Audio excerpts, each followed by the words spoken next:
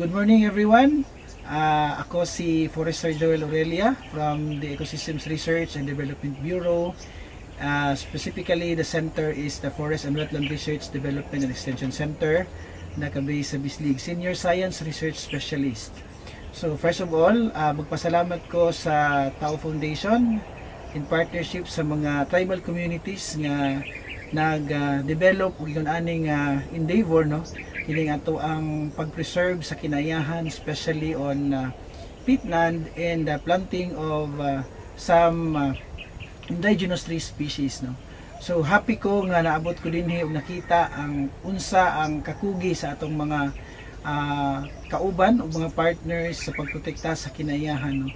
Kung maingon ta og peatland, isa ni siya ka specialized ecosystem nga dili kaayo matagad, no, sa kadaghanan, but dako kayo siya og kaayuhan og tabang sa ato ang environment, especially kung maingon ta og climate change, no.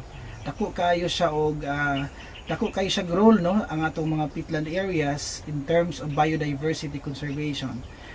Tungod kay una ang ato ang peatland areas is source, no, or sink of carbon.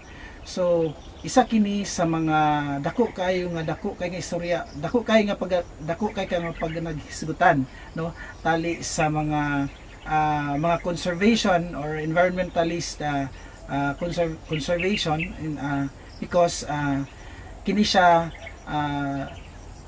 bag-o sa Pilipinas, bag-o siya nga